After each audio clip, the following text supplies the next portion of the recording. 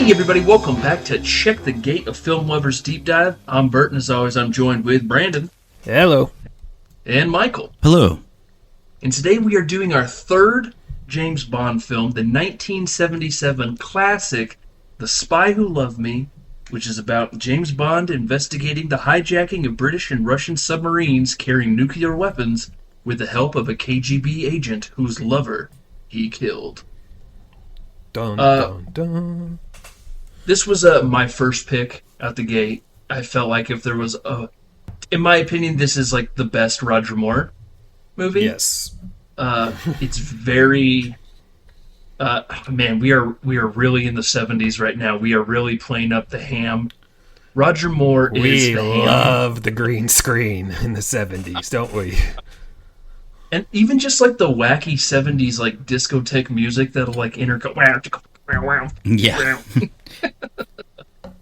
And honestly, this one is just a lot of fun. Brandon, what do you think about? How do you feel about this one? So I hadn't seen this one in quite a while, but I love certain parts of it. But I would say that the first half of the movie, rewatching it, just didn't do it for me this time. But the second half is great. Yeah. I love it. It really is the tale of two halves because it's a 2 hour and 5 minute movie, and at an hour 5 is when they land on Stromberg's base for the first time, right at an hour 5. And it really then feels like a James Bond movie where the first half does kind of just feel like a slow, plotting, pot-boiling 1970s like spy mystery, not quite like the action-adventure movie like a James Bond is normally, but... Yeah, I totally agree. A lot of following leads. Yeah, and it's just like... honestly, I had a hard time remembering what even happened in the first half of the movie that was relevant to what was happening in the second half. Imagine writing notes. Yeah. And then realizing those notes go nowhere. You're like, wait a second. Let's drop that, yeah. Michael, what about you? How do you feel about it? So obviously I'm ranking these, I'm just going to go straight like just from what we've watched, but this ranks in the middle between Goldfinger and On Her Majesty's Secret Service, mostly because of that part where I kind of got lost and things didn't really intertwine very well. And then my main question with with the green screen stuff, do you think that people at that time, they were like, whoa, that's crazy. He actually is skiing down a hill. And then, do you think it's going to be the same for us? We're like, oh, check out all this CGI. And then 20, 30 years from later, they're like, oh, look at this bum-ass shit. Like, I totally went through this. CGI, I went through the same exact thought process, Michael, watching it. I was like, man, did people really think this was, convincing? Yeah, or they were just like, okay, this is funny special effects, but I know that this is I don't know, it's kind of funny. Now, to be fair, I feel like the skiing green screen stuff is exactly the same technology they used in On Her Majesty's Secret Service. 100%. Yeah. 100%. So it was like the same 8 shots. years, the technology has not changed. They just have Roger Moore looking over his shoulder worriedly instead of George Lazenby. Do you think that they thought it was as corny too, where he's just like, ooh, yeah, and then the background music, they're like, part of me feels like the answer to that is yes. Yeah. Because the Roger Moore era really plays up the camp. Yeah. They play it up so much until it literally comes to a breaking point for A View to a Kill, which I've mentioned before is widely considered people's least favorite. Yeah. It's not my least favorite. I think it's that one's it is so ridiculous it becomes fun again kind of movie. Mm. And I think the public was just like, all right, Roger Moore looks like he's 95 years old. He doesn't quite look that old yet in 1977. I don't know. Not quite. Yeah. He could pass as mid to late 40s ish. Yeah. And on the set of A View to a Kill, Roger Moore said that he decided to not be Bond anymore when the Bond girl that he was betting, he found out that, not in real life, but in the movie, that he is actually older than her mother. No, and that's when he was just like, ugh. This is weird. That's fair, I guess. And, obviously, this is more of a conversation for next week, but the movies decide, we're gonna tone the camp down by 90% and we're gonna make it more dark. To which some people were like, "Oh, whoa, too far in the other direction." So I really do feel like in these, like the entire 70s is Roger Moore, and then like half the 80s is Roger Moore. I really do think that like we have a formula. We're just gonna keep pumping out the fun. That the F word is fun, guys. To the point where we're not going to talk about this movie, but the next movie, Moonraker, is the exact same movie we just watched, but instead of under the sea, it is in space. Perfect. Same exact, almost the exact same opening, but it's a satellite capturing an American spaceship. Instead of they're planning on nuking Earth still, but now creating an Aryan race in space rather than an entire undersea. You know what I'm saying? Like it's the literally exact same plot. They even bring Jaws back. So they are in full like it worked last time. Let's do it again. Run it back. So and they're still printing money making these movies. So I think that they're just right now in let's yuck it up. It's not broke, don't fix it. We'll cash them checks, baby. Yeah. Yeah. You can definitely tell that there's like an outline that they stick to for the James Bond films. Like, you know, it goes back to the two different halves of the movie. Like, first half is this useless story that may or may not matter. And then second half we get villain and the real story, the good part. And then we'll insert a new actor, do the same thing. You know, there's totally an outline that they follow. It's just that true kind of like showing that it is really a business, you know, with a little sprinkle of like sure art and what expression or whatever you say, but it like truly a business outline to make money. Yeah. But we just have Roger Moore say funny one-liners, cheeky one-liners that's the aren't art part. necessarily as cringy as like the Lazenby ones. Yeah. But like they're still like not necessarily like tone deaf, but it's just like at the same time. No, it's just they like, are tone deaf. I think the biggest one is him throwing the out of order sign on the dead body. Yeah. Like, just like get it, he's dead. But nobody. Okay, next scene. Let's go. But at the same time, boy, do I love it. Oh yeah. Like the stakes in the movie are high, but like the stakes of just sitting and watching like a fun, like James Bond movie. Plus like, some of the most iconic gadgets too. And again, a movie still kind of we have yet to really see like a legit Q gadget scene. Yeah. We chose weird movies that we're not really getting a lot of crazy gadgets. It's again more car based, and then luckily Q packs him a jet ski in a backpack. Sorry, a water bike. Yeah, at first he pulls he pulls the first thing out, and it literally looks like a leaf blower. And I was like, "What? Q really screwed you, man." Yard work. I got the wrong bag. It's a fucking leaf blower, bro. Yeah, landscapers like out there being like, "Where the hell?" It's like, what's this? What's this jet ski here? Yeah. The Roger Moore era. It's definitely a time to be alive, and it's one of those where I'm just like, if I just want to like an easy 2 hours fun. The stakes mean nothing. The villains' plots get wacky. Yeah. Lots of Cold War shit in this one again. Holy cow. Yes. Like, very heavy. Obviously, it makes sense. That's generally a theme that they play back on, too, quite a bit. Up until the Brosnan era, yeah. Yeah. Well, because he goes to, like, doesn't he do, like, China? China and Tomorrow Never Dies, and then Korea. That's right. You know, I'm blanking on the name. The movie that we are doing of Pierce Brosnan, Die Another Day. There we go. I was like, why am I blanking on the name?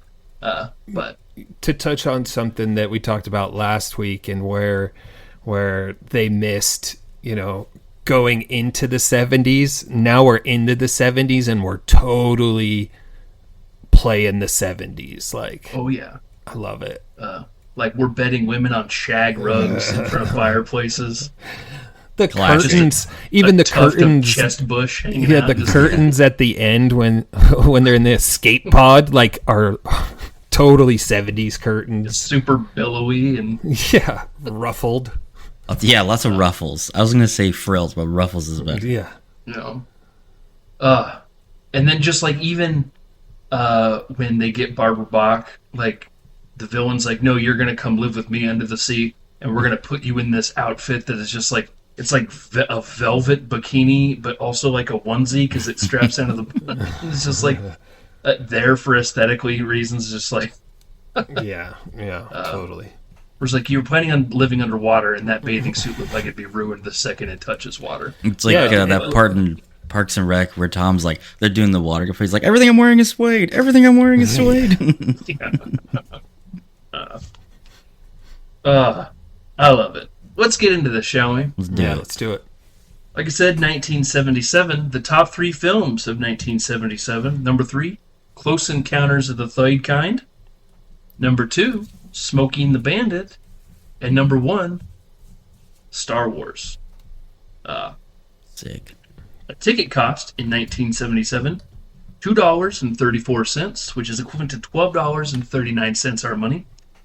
Budget for the film was $13.5 million, which is equivalent to $71.4 million. The box office, $185.4 million, which is equivalent to $981.7 million. Damn. Just outside of the B for a billion. Wow. This film was also nominated for 3 Academy Awards, but it won 0.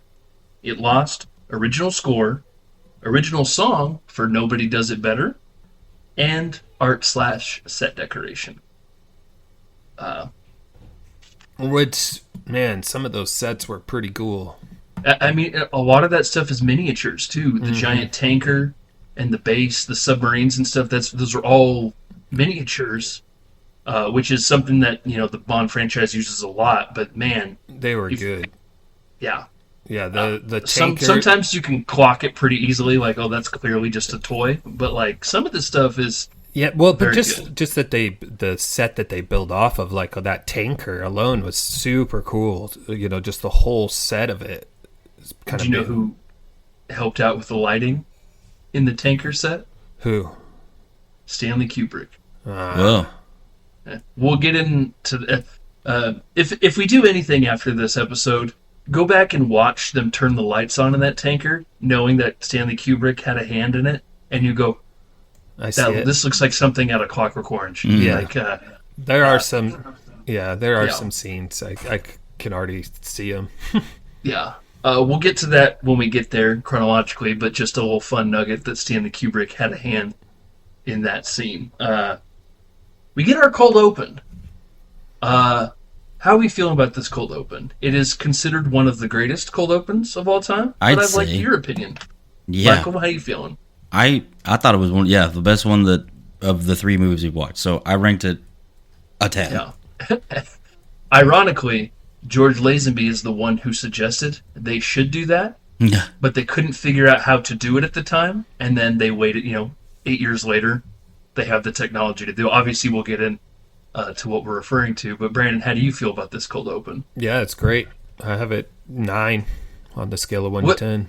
I love that great punctuation, too, when that Union Jack opens up, and it's just like a super triumphant. That honestly leads us right into the another really great title sequence, but But it leads you right into another Union Jack right after that, and it's just perfect. I love it. chef's kiss. Yeah. I think as far as like, if you were to ask a James Bond buff, give me 10 iconic moments, I'd say almost everybody says the cold open from A Spy Who Loved Me as an iconic James Bond. Through 60 some years of films, one of the most iconic images. We begin with a British nuclear submarine just cruising around doing doing the local stuff. We see like nudie Doing magazines hung up everywhere. Oh, Just like- we get a lot of I'll say this movie has a lot of boobies in it. for being PG. Ooh, man. And on my brand new TV and my Blu-ray, the title sequence is just like, man, I bet this was super blurred in the 70s, but it ain't so blurred anymore. It's clear. We get the sub start shaking. We get this eerie, almost alien sounds coming through. Everyone's freaking out, trying to figure out what's going on. They surface. The captain pulls up that periscope, hits us with the, oh my God. And we immediately cut to M on the phone, who hangs up and says, one of our British submarines has been captured. I think the editing in this is really bad, because I would have rather it then go to him, say, get 007 on the case, but instead we jump to the Russian Kremlin in Moscow, where we have a general who looks very identical to M on the phone, also hanging up, saying, a Russian submarine has been captured. He tells his secretary, Miss Rupelvich, instead of Moneypenny, it's Rupelvich, to get his best agent on the case, Agent Triple X. To which we cut to a woman and a man cuddling in bed, talking about how they haven't seen each other in so long. They'd love to spend more time with each other, but we can't because you're working still. We get that radio signal, Agent Triple X, calling Agent Triple X, to which the man rolls his eyes. You know, it kind of gives the illusion that he's going to be annoyed that he has to answer a call. Instead, he gets out of bed, and the woman goes over to the radio saying, Triple X here, going, ha-ha, tricked you, the woman. Letting her know that a Russian submarine has been captured and she is to report to base immediately. Then we cut to M. Again, I just really feel like the scene should have been, because now we're just bouncing back and forth, saying the exact same thing. M saying, I need to get my best man on the case. Moneypenny, where is Bond? Oh, he's on a mission in Austria, to which he says, tell him to pull out. Yeah. And we cheekily cut to him in having sex on a fur rug in front of a fire. Again, beautiful tuft of chest bush hanging out. But a cool gadget. Yeah. It would, beep, beep. You know, his calculator watch starts beeping at him, and like his voicemail watch. Yeah. Starts printing out a message 007 at headquarters, and it's like a label metal printer. Yeah. It's like one of those metal like ties that on the back of the trucks. Mm-hmm. He gets up, says, so something came up, darling, I have to go. Another sex joke. I love the line where she's like, but James, I need you, and he goes, so does England. I was like, he puts on his bright yellow ski suit and a massive backpack, and he just like listfully starts skiing down the hill. To which the woman grabs a phone and says, he has just left. He has just left. 007 has just left. To which we cut to a group of men in red ski suits. Skiing, no poles, but machine gun in hand, start following suit. To which, just like on Her Majesty's Secret Service, a beautiful day skiing has now turned into a chase. Bond turns around with the terrible green screen, like you said, the rear projection. Machine gun fire takes place. He flips around backwards, pulls up one of his ski poles. It's actually a gun, guys. It's not only a gun, but when he shoots this great man, gadget. Blasts a hole in this dude's chest. Obliterated. Ski pole shotgun. Skizuka, dude. Skizuka. Kills the man. He goes flying down. We get the camera pull out, and we see that he is racing towards a cliff. Bond then goes flying off the cliff, and in slow motion is undoing his skis from his feet in like one beautiful tracking shot. I had read that the man's name is Rick Sylvester, who is the man on the skis.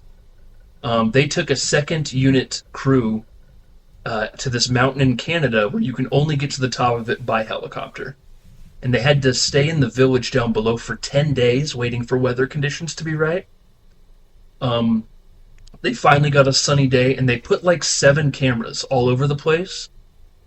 But in the scene, all the cameras lost Sylvester immediately, with the exception of one cameraman who stuck with him the whole time. And that is it's a one shot. They didn't do it again. They looked at the footage and said, we fucking got it, guys. Nailed Follows him the whole way down. He gets the skis off.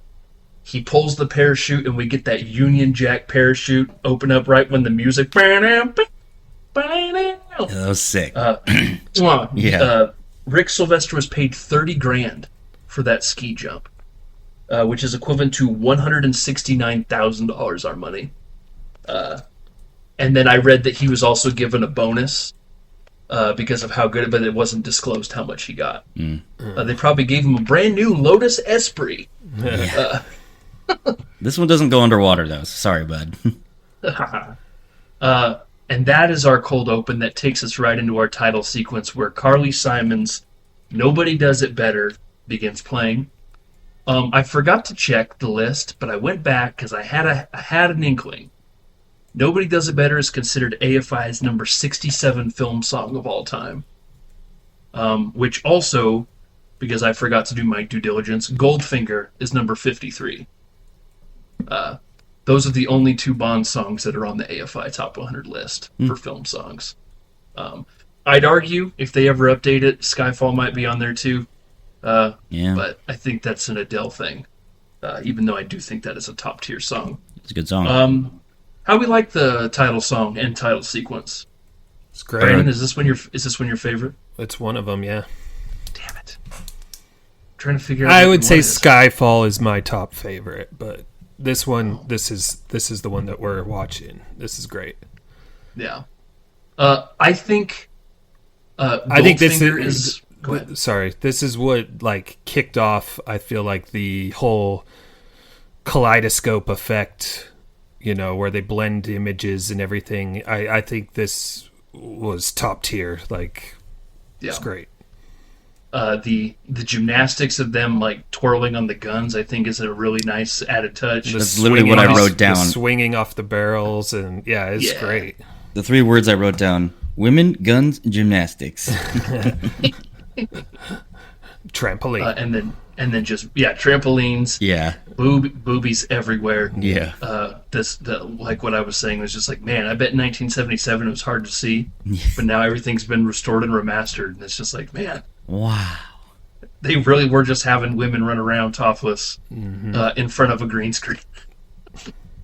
As far as the song is concerned, like I said, Goldfinger is my favorite Bond song, but I think this might be my favorite song that I can listen to without the context of the movie. There's not very many where that it's like this and Live and Let Die by Paul McCartney and Wings, and then Duran Duran's View to Kill. But I just think like this is one that you will hear on the radio a lot. Yeah. If you're listening to any super hits of the 60s and 70s.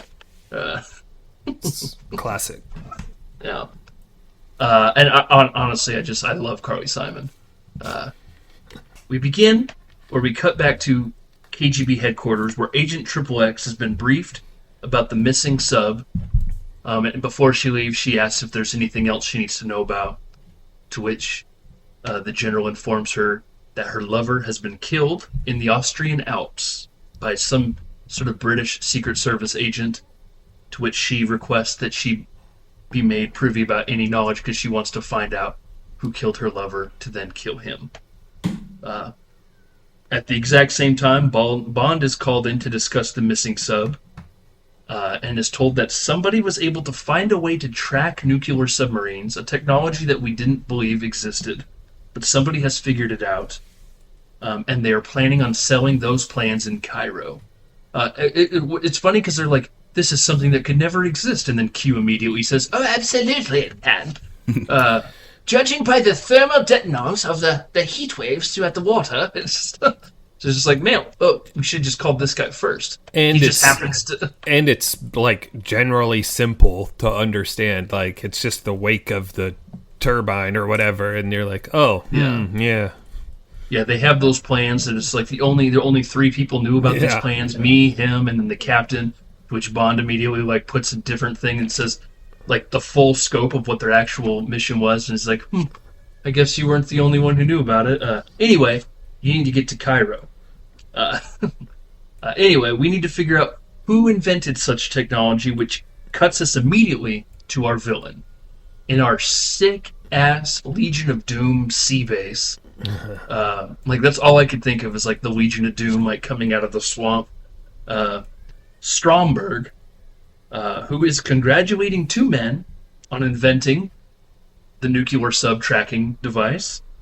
He tells them that they will each be paid $10 million, which is equivalent to $52.9 million our money. Each. I appreciate your work. Go ahead and take off. Oh, wait, before you go, somebody's actually trying to steal these plans, and we need to figure out who it is. In fact, pretty girl at the end of this 85-foot-long table, do you mind leaving? The men are talking. We need to talk about who's trying to steal these plans. To which she gets in an elevator. The trap door opens. She goes sliding down a tube into a frickin' shark tank. Yeah. No frickin' laser beams, but a shark tank nonetheless. To which they watch on a big screen hit the voiceover saying, "You stole the plans. You thought you could get away with it. You were the only one who knew. Now you're going to get eaten by a tiger shark." To which she does, and they just kind of close in. She gladly accepts. We get that really great shot of the base coming like out of the water. It is a miniature, but they're like pumping some sort of like it's like stirring up the water. Like it just looks that way. It gives off that massive look of like this thing is enormous. Like it actually could be an underwater city. Great, beautiful shot of it rising out. We get the two gentlemen flying out on the helicopter. They're like shaking their hands vigorously, like really excited. They made it out with $10 million. Yeah. Cut to Stromberg watching over a videotape and blows the helicopter up. And he immediately gets to the intercom. Go ahead and cancel that $10 million transfer. Cancel the wire. Yeah.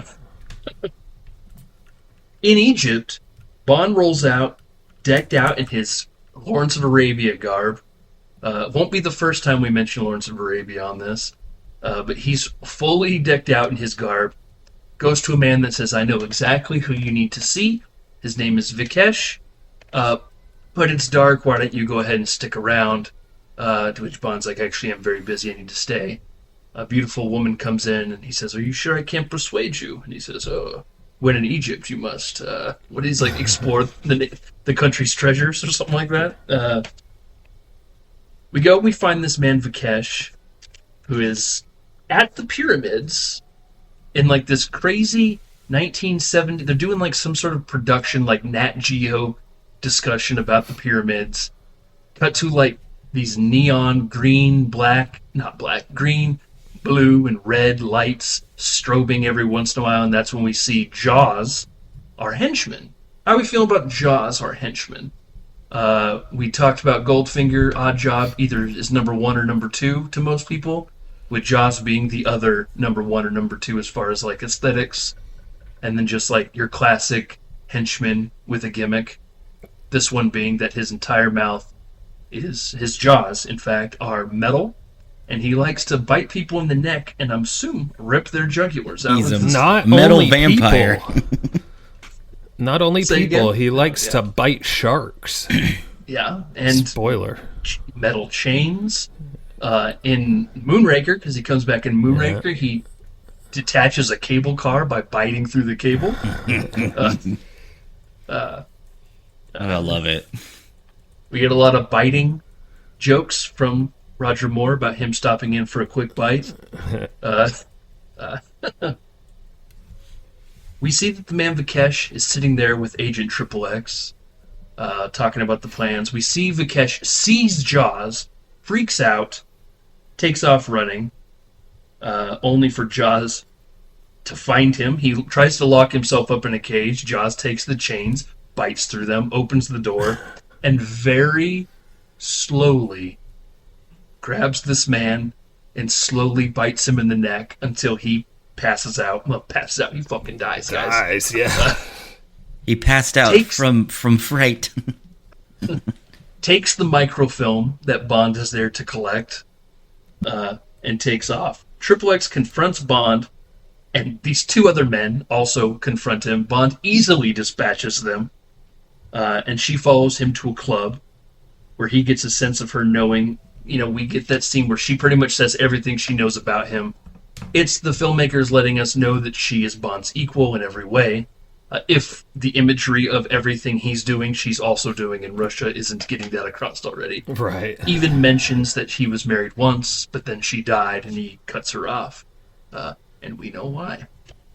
Bond goes to the man who's selling the microfilm, and both he and Triple X are there to try to bid for the microfilm. Unfortunately, there's a phone call for this man, and he must excuse himself. I'm sorry. He goes into the room with all the phones in the little phone booth area to his jaws, opens up the door, grabs the man, takes the film, bites him in the neck again, and leaves. Bond wondering how could this phone call be taking this long? It's been a whole 45 seconds. He gets up to see the man who he sees is dead. He checks his body for the microfilm. It's gone. Sees that the window's open. He takes the out of order sign off the door and lays it on the man. That way the next person knows that this man is in fact out of order. And the booth is out of order. Oh, sorry, I didn't know you were in here. Sorry. He hops in Jaws' van, which Triple X follows him to, and they're like stowing away in this van, but then we find out that Jaws is just listening to their entire conversation. He's privy that they're in the van. They're like trying to keep down, hope he doesn't find us. Cut to like Jaws like listening to them talk the whole time and smiles. He drives all through the night. It is now no longer night, it's daytime. He drives to a random set of ruins. He gets out of the van, and they start following him. Obviously, Jaws knows that he's following them. He's able to give them the slip somehow. And not only give them the slip, but also be 5 stories above them in the ruins, now following them. Just like the actual movie Jaws, where the hunters become the hunted, this Jaws is now hunting them. Super sneaky. For a 7'2", yeah. I had to look how tall he was. Part of me thinks that they're using doubles for Roger Moore, because Roger Moore is 6'1", and Richard Kiel is 7'2", and in some of those shots, I'm like, there's no way that there's only a foot height difference. Yeah. Obviously, Richard Kiel is like more barrel-chested and like a bigger gentleman, period, and Roger Moore's very small, but like the person fighting him all times looks like he's maybe 5'2". Like there's like a severe height difference, Just not to just a foot. accentuate how tall he actually is. Yeah. Yeah. Also, the only other thing I've ever seen Richard Kiel in is Happy Gilmore. Yeah. It's the only other thing I've seen him in. I had to look it up too, and I was like, he's been in something else. I was like, oh yeah, he's in Happy Gilmore. And that's 2 for you, Shooter. Yeah. Triple X sees a shadow, knows that he's above, warns him to look out for a giant brick that's falling from one of the ruins.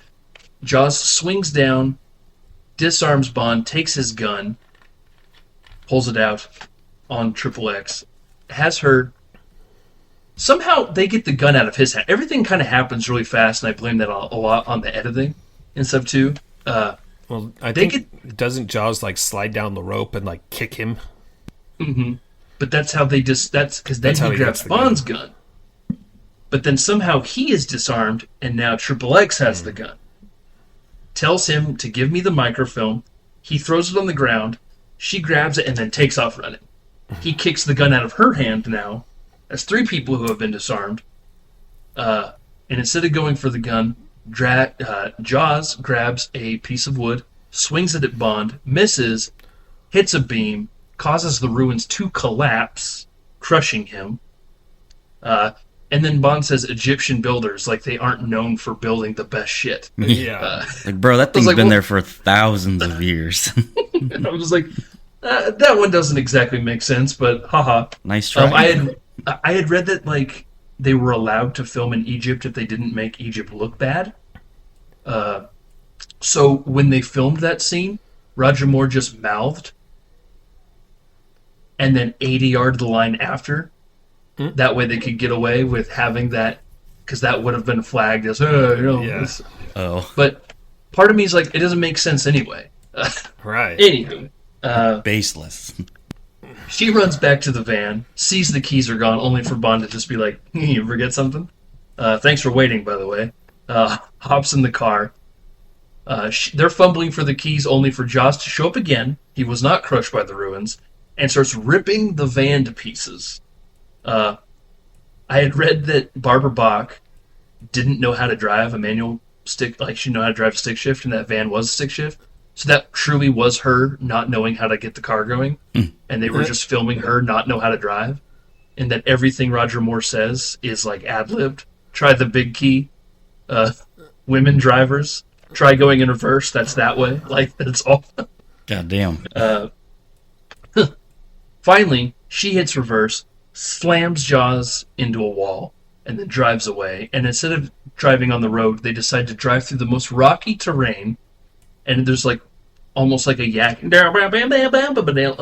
like the van like trying to stay intact, only for it to break down because it's just rocking and rolling. The wheels are like spinning. Rotating terribly. That's when he's like, well, I guess we're hoofing it. And that is literally when the Lawrence of Arabia theme music starts playing. Yeah. As they are hoofing it through the desert, they find an oasis, to which they also see men on fisher boats.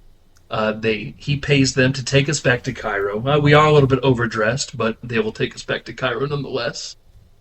Bond whips out his, like, how he looks at that microfilm. It's like he takes, like, his cigarette holder, pulls it apart in different pieces, takes his lighter, attaches it to the microfilm, and is able to, like, project it. Yeah. So he inspects it, takes it apart, puts it back in his pocket, goes over to cuddle next to Agent XXX, who tells her that it may be cold, but, you know, we're trained out in the Siberian wilderness, and we're told to not only have a positive mental attitude, which is just good to know, regardless, is that we also have to share bodily warmth at night to keep warm. To which he's like, oh, don't mind if I do. Cuddles up next to him. She pulls out a cigarette. He goes to light it, only for her to blow some chemicals in his face, which makes him pass out. Bond does that a lot. We've talked about him passing out a bunch. I was like, start the unconscious ticker, you know? Yeah. He passes out, comes to, what's going on? The fisherman's like, bro, she's gone. But she also said you were going to pay us, so, you know, he reluctantly puts money in the guy's hand. And he goes to their, like, makeshift headquarters that's, like, complete with, like, Moneypenny's own little waiting room with, like, the hat rack, the coat rack and everything. Oh, is he in? You mind if I take it? He goes in there. Oh, we get that surprised Roger Moore face as he sees the Russian M sitting in there. And Agent XXX walks in. Hi, surprised to see me? To which M's like, oh, good, I'm glad you met. The Russians, they're going to help us out. They decided that they're going to pull their resources because British and Russian nuclear subs have been captured. We have the same enemy. We're going to put our Cold War issues aside for right now. We're going to figure this out together. They have like this weird Q scene where I'm like, okay, cool, gadget time, here we go. To which we see Q loading up like a serving tray that's a magnet that'll go flying across and behead somebody. To which he's like, I want this ready for tea time. And we get that scene of like the dummy sitting on that spring that shoots up, and it's like that weird camera shot where it like slows down to make it look more intense than it really is, of them just like bouncing a dummy straight up in the air. Yeah. Spring-loaded dummy. They inspect the microfilm, to which Bond says, well, all the important information is gone. This is mainly more just to let us know that they have something, but all the important stuff is gone. But while they're inspecting it, they find a logo that which XXX says, that is Stromberg's logo. It is a fish. So we need to go to another fish locale, Sardinia, where this fish man has his base. Sounds good. Agent XXX, Agent Bond, you are now partners until this mission is concluded. I booked you a first-class train ticket. You're going to Sardinia. Which they do. They're on the train. We cut to them like post-dinner. She's like, oh my god, I was so hungry. And he was like, oh no. They're having I know, you ate like a horse. Just like this really weird conversation of them after dinner, just talking about how much she ate. It's just like, anyway, have a good night. They have like shared, like conjoined bedrooms. They close the door and we get that scene of them like both waiting at the door, waiting for the other person to come in and say, actually, let's have a nightcap, Clearly, she's not coming out, that's fine. Only for her to open a closet, and somehow Jaws was fitting perfectly in a train closet. Guess who? Which is kind of another revamp of the famous train fight sequence from Russia with Love, the second Bond movie. Anytime the henchmen and Bond are fighting on a train, it's very much pulling from that. Daniel Craig does it with Batista in Spectre also. It's very much just a tip of the cap to what came before. They're tearing apart that train car. Bond comes in, discovers what's happening. He decides to take a lamp and put it to Jaws' teeth, which zaps him enough that he goes, "Oh my mouth!" Bends down in front of a window, for which Bond just kicks his ass, and he goes flying out the train window. And then she makes the stupid comment of, "Who was that? Like, who fucking cares? The guy you've been following." How do you not know who that is? Where have you been this whole time? He says, "Oh, he just dropped in for a quick bite." Triple X is now swooning over Bond and hits him with the old Florence Nightingale. She sees he's bleeding. "Why don't you lie on the bed and I'll take a look at it." To which she gets on top of him, and we just alluded that, guys, they make whoopee that night. In Sardinia, they get off the train. Apparently, Q just is showing up on a ferry, though. I don't know why they didn't just go with him on the ferry.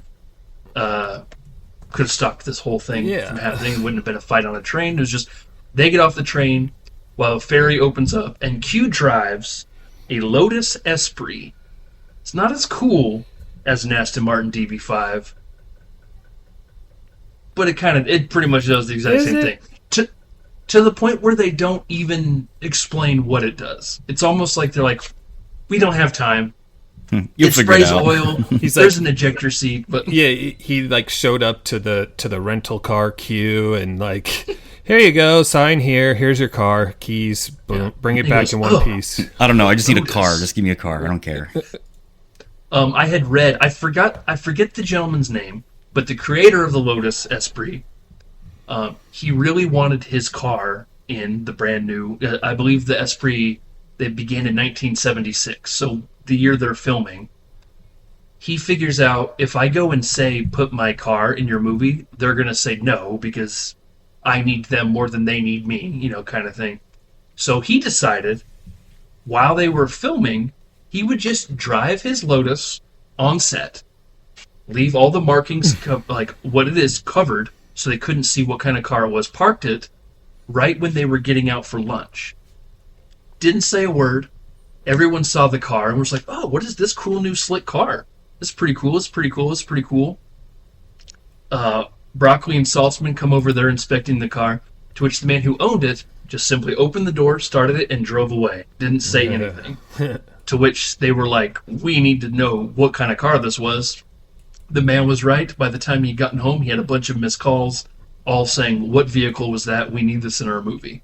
So his plan worked, to which is why we have this car. And honestly, I don't like the look of it. But I was surprised to find out that these went until like 2004, 2003, 2004. Yeah. It was like a long-running vehicle that they just kept making. They're like, "We have 5 buyers that keep buying it for some reason, so we're just going to keep pumping it out." Well, and because it was in a Bond movie, the sales, just like the Aston Martin DB5, skyrocketed, which probably kept them in business. I mean, kept them in business. They're probably doing fine business, but to me, it just kind of looks like a stretched out DeLorean. That's what I'm saying. It gives DeLorean vibes. Which is what the chassis is the same one they use for the DeLorean. So that's a little something I discovered too. So it's interesting you say that because it is a cousin of the DeLorean. It's like I feel like there's 3 cars that all are kind of linear to me. There's like the Fiero, which is like a poor man's Lamborghini. And there's the DeLorean, which is obviously because of the, Back to the Future and stuff. And then the Lotus, which is more like, it's a little more expensive, but they're really not like. They're the same. So they're all, weird cousins. But anyways. A woman named Naomi picks up both Triple X and Bond, and is saying that they are taking them to see Stromberg because they're in the guise of a marine biologist and his wife. Stromberg likes the water, so clearly he wants to talk to a marine biologist. This is where we get the classic case of the Bond stuff. It starts to not make sense. Yeah. Because him and Stromberg literally have one conversation, has nothing really to do about the plan. We're going to get there in a second, but it's just like, I don't know, we got to get them to meet somehow. Yeah, so instead of talking about family crest and lineage, they're going to talk about fish. But just one fish. I'm going to test Just you on one fish. All right, it's pretty good. You know your stuff. She takes them to their kick-ass base that is clearly screaming a villain lair, which is something I meant to say at the beginning. It's like that's the whole Justice of Doom kind of thing, League of Doom thing. It's just like clearly somebody is up to no good in this building. They get there, says, "Do you mind showing my lovely wife around while I talk to Stromberg?" Stromberg welcomes it in, and like I said, he says, "You're a marine biologist? Tell me, what kind of fish is that?" Bond looks like worried for a second. Stromberg like literally crosses his arms like in a, you think you know your stuff? To which, he spouts the genealogy of that specific fish. Very deadly. He goes, "You know your stuff, bud? Okay." Well, I have a question for you guys. I might have an answer. I don't know. Yeah, I don't know either. So let's go back just one sec. So before they meet, Naomi makes a comment like he doesn't like to shake hands, right? Yeah. It's because he has webbed hands. He has webbed hands, but they never touch on it, right? No, you can see it in two scenes, but they never mention it. Yeah. It's a sensitive subject, okay? He's self-conscious. But they never touch on it. They never bring it up. Bond never mentions it. He never mentions it. It's just like... But I think that's such... it's the same thing we talked about with Telly Savalas and his tiny finger. Yeah. Like, you can see it in one scene, but they never address it. But it's clearly, perfectly in frame for you to see it and go, what the fuck is that? Yeah, it looks goofy. It's the same thing, and honestly, it took a lot of viewings for me to even see the webbed hands, because it's really only in, two scenes. Two or three, really see it, yeah.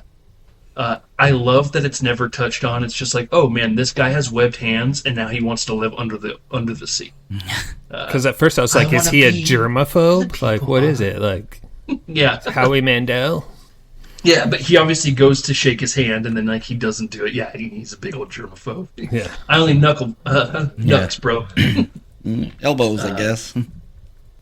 He tells him that an underwater city is Earth's only hope because of the looming threat of nuclear war, and that honestly, that's more of a reality. It's sooner than you think, and I'll leave you with that. That's the only why. This is the part where I'm just like. They got him on there because he wants to talk to the marine biologist, only to say, "Can you name a fish? And would you like to hear that the world is going to be doomed one day?" Anyway, what a wow! Have a nice Naomi. day. Naomi will see you back to land. It's such a random, again. It was just they're like, "How do we have them meet?" I don't fucking know. Just say he's a marine biologist. It just seems like an awkward way to be like. Do you like fish? What about this fish? I really like this fish. It's a lionfish. Yeah. I named it Cece. It was pretty good. Here are my notes about it. I do like how he looks through the window and he can see the arm of the woman who got eaten by the shark earlier. Just being like, what the fuck is that doing in there? What an awkward, just the whole environment. As they're leaving, Naomi, loose lips, my gal, lets everyone know, hey, you see this huge tanker that weighs over 1 million tons? Yeah, we just commissioned it 9 months ago. The admiral of the fleet, pretty cool, right? Takes them back to land. They're driving away, to which they make the comment that they have been followed by a motorcyclist for the past mile who's got a little sidecar. They start a little chase going. And I read that, the Lotus was so good at drive. They were trying to make it Tokyo Drift and shit, but it couldn't handle so well on those mountain cliffs that they had to drive at a stupid speed to even get it to verb just because it was just like top notch. Yeah, it's probably engineering. made to do that. Shit. Yeah. Wow, that's cool. So they get stuck behind like a mattress semi truck. Mattress, yeah. The motorcyclist shoots the sidecar. It's not a sidecar, it's actually a rocket. Bond just goes around the semi. It hits the semi, feathers go flying everywhere. The motorcyclist is strapped in all these feathers, can't see anything, goes flying off a cliff. Our favorite moment in every Bond movie is when we see a dummy get thrown off a cliff. Yeah. We see him fly off the cliff, cut back to Moore and X saying, all those feathers and he still can't fly. And then they cut back to him still falling. Still falling. Just like a quick, insert comment here. All right, back to the action. That's how big that cliff was. Jaws is now chasing in a different vehicle, shooting them and all this stuff. Bond sprays the car with some oil slick. It covers the windshield. They can't see. They go off another cliff, but not the same cliff. A different cliff. The car lands on top of a house with a man drinking wine, only for the front door to open, and Jaws just walks out and straightens his suit a bit and just carries on like nothing happened. Now they're being pursued by Naomi in a helicopter, shooting machine guns at them, to which he says to Triple X, I hope you can swim, and drives the car right into the water. The car turns into a little submersible, and then they fire a rocket at Naomi and kill her in the helicopter by blowing it up. Bada bing, bada boom. 3 strikes, they're out. I like how they're okay, now let's go back to the base, because they have a window we want to look through our submersible. They drive through, and luckily it happens to be in the control room, where they get the entire view of the globe with the targets that the nuclear devices are going to blow. And they're like, okay, there's where we go, only for them to send more henchmen, and they evade the henchmen. We get a very slow-moving underwater chase.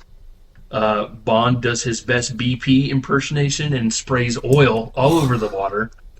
Just sick. And then they dispatch the guys, the villains. They resurface while everyone's on the beach, and we get that guy drinking wine, and he looks at the. Ooh, I'm so drunk, I'm seeing cars come out of the water. This isn't my Pinot Noir. They bring that man back in Moonraker. Yeah. Because Bond is in I think it's like a canoe or a kayak that also has wheels underneath it, and it drives away. And we get that man looking at his wine again, going, "Oh, I'm so drunk, I'm seeing the same man on a canoe with wheels now." Just speaking to how Moonraker is a absolute carbon copy of this movie. Bond receives a message saying that the new tanker, even though it's been around for 9 months, has never been to port, and they're deciding they're going to take a closer look at it. To which Triple X says, "You got it, dude. Just let me light this cigarette first." He lights it. She admires his lighter, to which he says, "Oh yes, I got this in Austria after I killed your lover." No, that's not what he says, but it's pretty much just pretty much how they prompt it. "Oh yeah, I bought it in Austria." "Oh, when were you in Austria?" 3 weeks ago. 3 weeks ago? You didn't happen to go skiing, did you? "Oh, yes, I love skiing."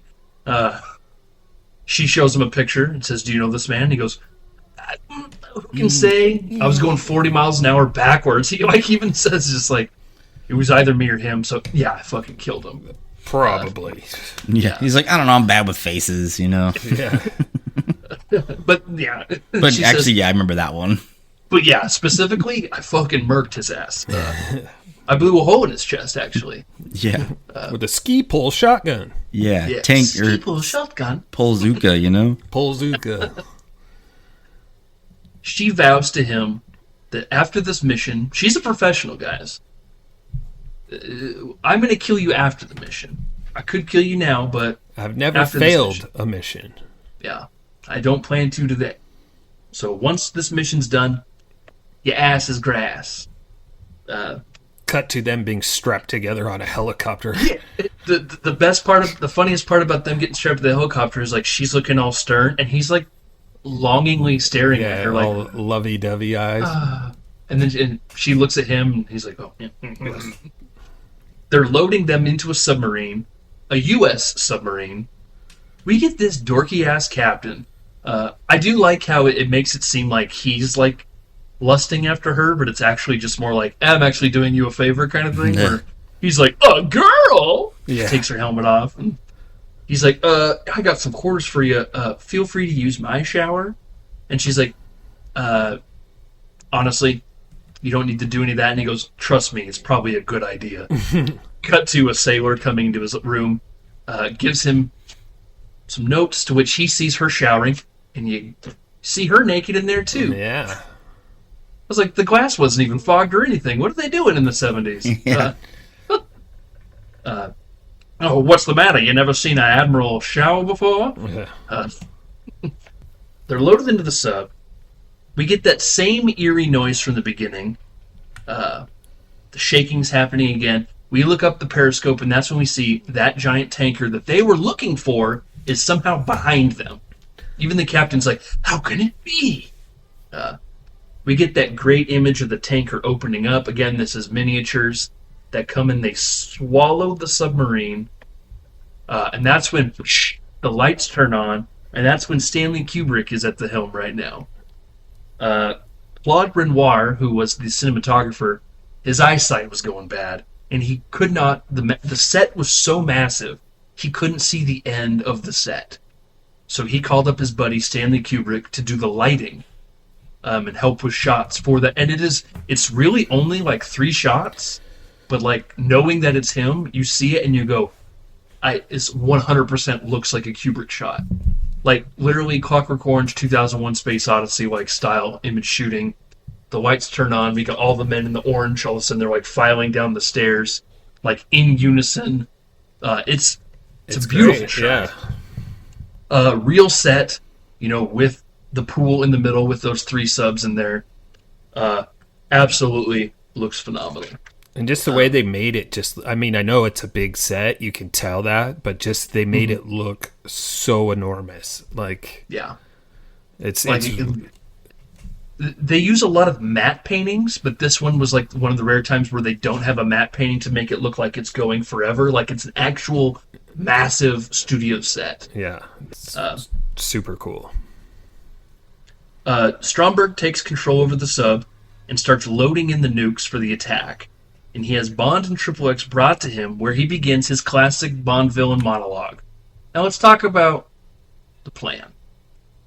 While I do think the plan does make sense, I think that the rest of the movie doesn't do a very good enough job to like make it sound like it makes. When he says it, I'm like, okay, that does make sense. He doesn't want to hold the world ransom. This isn't about money. This is literally about him cleansing the Earth by starting a global nuclear war, and that he's going to take him and his cronies, and they're going to start an entire another city under the sea called Atlantis, and he just wants to start a new civilization. I think I like in my Bond, where it's a Bond movie where the villain is just super crazy. He's not there for money, like a lot of the Spectre stuff is. It's like, well, we're going to, like Telly Savalas in the last film, I'm going to release a chemical that is going to eradicate life on Earth unless you pay me $1 billion. That kind of thing. It's all about money. This guy's like, no, it ain't about money. I'm just trying to wipe out all of life on Earth, and I'm going to start my own under the sea. We're going to be just a bunch of mermaids and mermen. Sweet. And that's the nuts and bolts of the whole thing. I don't know why they went through the trouble of all this microfilm stuff. I feel like they could have they got the subs. Why did they wait so long? Why didn't they just do the attack the second they got the subs? Why did we then wait a week and a half for 2 Secret Service agents to find them, and then, what I'm saying? We needed a 3rd sub. Yeah. But they don't even use it. They don't even use it. So that's kind of the thing where we're just like, man, like, at the risk of, like, cheering on the villain's plan, I don't know if it's going to work. They're only planning on nuking New York and Russia, which will then start, like, the Cold War no longer being the Cold War, and that we would all just then take ourselves out, because obviously they nuked us and we nuked them, so now everything else is just going to domino. But also, why'd you wait so long, fella? Yeah. Let's do it. You got the capability, just do it. Now, this is why he needs some people at that 85-foot long table to be like, Hey, boss, I had an idea. What if once we get the submarine... but he has henchmen who can't talk, like John. It's Right. like, But if they could, they would talk like that. Let's Hey, hope. boss, it's the bat. Hey, boss, the bat's back. the two captured subs are loaded with nukes that Stromberg, such a chilling line, the instruments of Armageddon. And I'm like, well, that's badass, dude. Yeah. They're sent out. Stromberg says, take Mr. Bond away, but Triple X, you're coming back with me to my quarters. We need a wardrobe change for you. And that's when they get on like that monorail system that launches them out like a torpedo tube, and it's clearly just like a remote control boat. You Yeah. can literally see like toys like land in the water and drive away. The rear projection doesn't take me out, but when I see clearly there are toys in a remote control boat, I'm like, oh man. You're like, that's an RC boat. I had one of those. Yeah. They're like, they won't notice. We noticed. People are going to be looking at this through a microscope 50 years from now. What are you worried about? Broccoli will be long dead by then.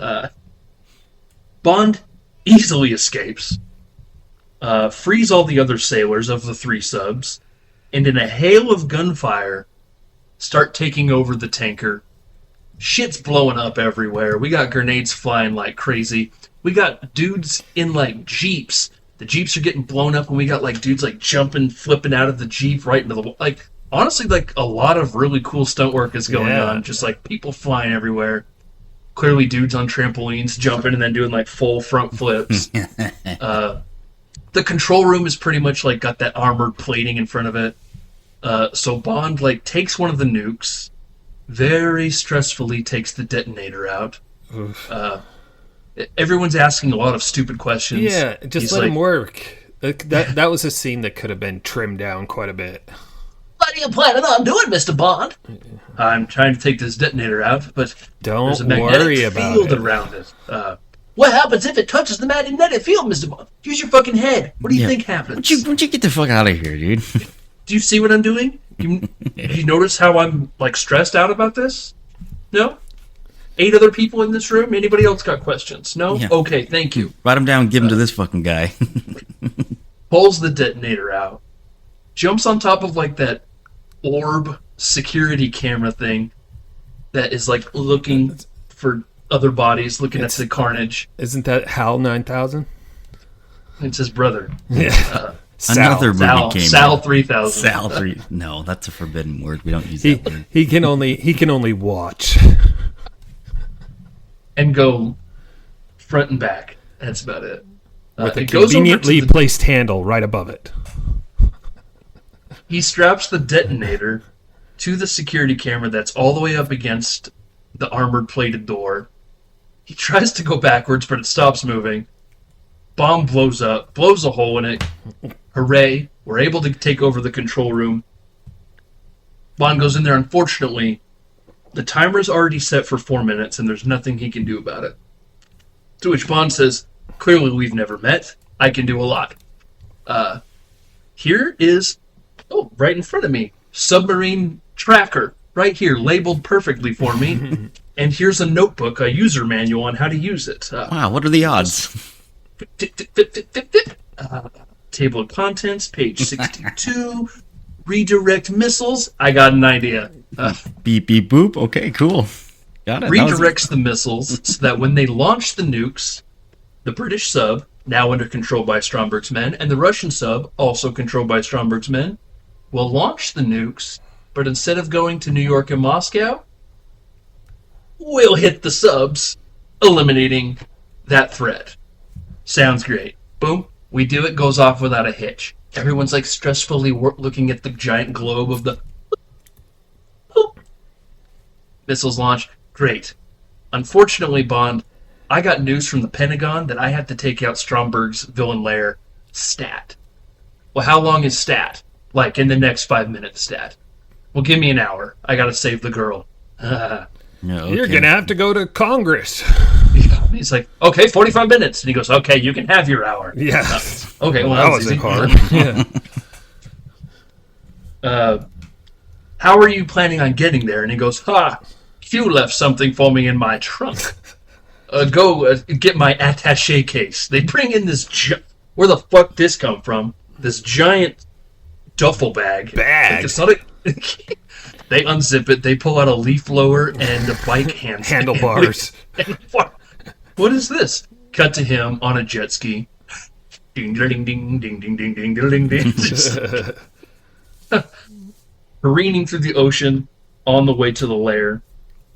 Bond enters Stromberg's base, and we get another thing I love in a Bond movie. I love the villain speaking over an intercom. Well, well, well, you seem to have bested me. All that I've kind been of fun stuff. expecting you, Mr. Bond. In fact, let me call an elevator. Boom. Gets in the elevator. Stromberg in his office opens up the thing because we know what's going to happen. It's shark feeding time. Hits the button. There's nobody in the water. What happened? Elevator door opens and Bond says, "You did want me to drop in now, did you?" To which we see that the trapdoor is open, but his feet are on the sides and he's able to get in.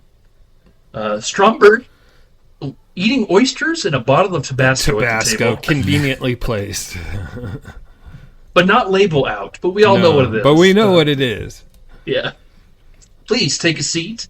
He sits down and we see under the table there is a gun directly in front of Stromberg and the longest pneumatic tube that is aimed right at Bond's crotch lets him know that you may think you've won, but actually I'm going to kill you right now. Oh, I should have said that. I'm going to pull the trigger. Bond gets out of the way, misses, to which Bond takes his gun, sticks it in the tube, and he says, he says like, you shot your last wad or something, like it's something silly like that. Like, and then like shoots him in the nuts. Yeah, like twice. Shoots him twice, stands up, shoots him 2 more times. Yeah. For good measure. Ruthless, man. Yeah. All right, all done. Now where's the girl? Only for Jaws to show up again. This dude's relentless. Yeah, he doesn't die. We get a great fight sequence with them. They end up in the Shark Tank room, to which Bond fires. Luckily, there's a giant magnet there for some reason. Turns the magnet on. I love how like Jaws is like approaching him, and Roger Moore does the big toothy smile. Look above you. He looks up, magnets him via his teeth, picks him up, drops him in the tank, where he starts wrestling with the shark. Bond then goes again. Okay, took care of that. Now let's go find the girl, only to cut back to see that Jaws is biting into the shark. Blood is spewing everywhere. He has killed the shark. Love it. Bond finds Agent XXX and frees her. As we cut back to the American submarine just being like, "You're 5 minutes overboard, Captain. We gotta stop firing." To which they fire torpedoes at the base, and it starts sinking. Luckily, they find an escape pod and are safe as they float to the surface. And then we get that scene of Jaws coming out of the water, looking back as the base is sinking, and then he starts swimming away himself. And that's the last we see of Jaws in this movie. Bond finds a bottle of Dom Perignon 1952. Maybe I was wrong about Stromberg. He goes to open, he turns around, he sees XXX has a gun pulled on him and says, "The mission is over, Commander Bond." And he has that worried look on his face like, oh, fuck. She shoots the gun, and we hear the champagne pop off. The champagne spewing out. She gives him a giggle, and that is when they fornicate in this escape pod. Only for her to be like, "What if they discover us?" And he goes, who? Clearly nobody's looking for us in this giant escape pod that's clearly sending a boop, boop signal. Yeah. Cut to M, the Russian M, and Q taking in the pod, just being like, okay, here they are. That turns around, there's a giant window in there, and there's nothing but a bed in there. And they go, what are you, Agent Triple X, 007? What are you doing? And he goes, I'm just trying to keep the British end up. Penis. And then closes the curtains, and that's when we get, the movie closes with like a sailor choir rendition of Nobody Does It Better. Makes me feel glad that you're done. It's just like, what a weird way to end this movie. And Bond will return. It says in For Your Eyes Only, but that's not the next movie, because another movie came out in 1977. That movie was Star Wars, guys. Yeah. And because of Star Wars, they were like, fuck, people love space. Let's put Bond in space. Yeah, perfect. So they come back with Moonraker, copy-pasted this entire movie, and then we get For Your Eyes Only after Moonraker in the 80s. Fun fact about For Your Eyes Only. For Your Eyes Only, let me get to my notes here. They hired a woman named Cassandra Harris, as she's not the Bond girl, but she is one of the women that Bond beds in that movie. Cassandra Harris was married to a man named Pierce Brosnan. So in 1980, he came and visited on set, and that is when the producer saw him and said, you know, this guy would be a good Bond one day. He's got the look. 20 years later? 15. 1980, his first Bond movie is 95. But jeez, there's going to be a lot of Brosnan talk next week, because that is who they wanted before they gave the call to Timothy Dalton. And we'll get into the circumstances as to why that didn't happen. Roger Moore himself actually met Broccoli and Saltzman at a casino. At the time, he was famous for the TV show The Saint. So he was like super famous already. They're like, this guy could be Bond one day, and in fact tried to get him to be Bond for On Her Majesty's Secret Service, and then again for Diamonds Are Forever after Lazenby dropped out. But because of the TV show The Saint, he couldn't step away. So they went back to Connery, and then were finally able. The Saint ended in '69, and Roger Moore's first Bond movie, I believe, is '71, and you're Live and Let Die. I love this movie so much. It's just a lot of fun. A lot of like fun. It's, you know, I was talking, you know, he reminds me of a lot of like Adam West's Batman, where like you're not going to get any heavy material. It's just like, you know what you're getting in for. It's just going to be fun. It's going to be silly. It doesn't think highly of itself. Not that other Bond movies do, but sometimes it just feels like, okay, we're taking a little too serious, don't you think? Yeah. But people loved the camp, man. And I think that's one of the reasons why Timothy Dalton just gets a bad rap. Now, obviously, we'll talk more about him next week, and I'm really excited to watch that movie next week. Just because that one, it's been a long time since I've seen that one. I just think people weren't ready for the seriousness, because it turns like crazy. Yeah, it does. But Can't wait. I love it. Anything else we need to discuss about The Spy Who Loved Me? No. You put a good bow on it. Tackled it. Get it? Fishing? Tackle? Yeah. Box? Yeah. Gosh. I meant to do that. We end our Roger Moore era. Oh, speaking of which, where do you rank Roger Moore? We haven't talked about that at all. He's my favorite Bond so far, I think. He's your favorite one? So far. Yeah. A 7. Yeah. Where does he fall in the 6 for you? Third. I have him at third, too. Yeah. I think we talked about it last week, and we don't need to keep. I think Lazenby's probably the only bad Bond, even though I do like the movie. So unfortunately, when you're ranking, there has to be some sort of hierarchy, and I just think, to me, Craig and Connery take the 2 spots. Your mileage is going to vary on who's 1 and who's 2. You know, Agreed. same thing with like the Jaws and Odd Job thing. as far as like iconic henchmen. But I just somebody has to be third. And unfortunately I don't think it's a bad thing. He's in the top 50 for me. He is he has done the most movies. He does 7 Bond movies. And until Craig's final movie got delayed another year and a half because of COVID, he was the longest serving Bond at 13 years. Wow. And I believe Craig has now passed him at 14 years from his first movie to his last movie. Jeez. So 7 movies in 13 years, and Craig has done, 5 in 14 years? Yeah. But, anywho, I love it. I can't wait to get into next week, where we really turn the camp down and we go straight Miami Vice on some fools. I believe they are in Miami also. But we will be back next time with Brandon's pick. Brandon chose this Dalton, License to Kill. Super stoked for it. I can't wait for you guys to see this henchman who is now super famous. It's going to be a good honeymoon. What do you say we go ahead and cut, print, check the gate, guys? See you guys. See ya.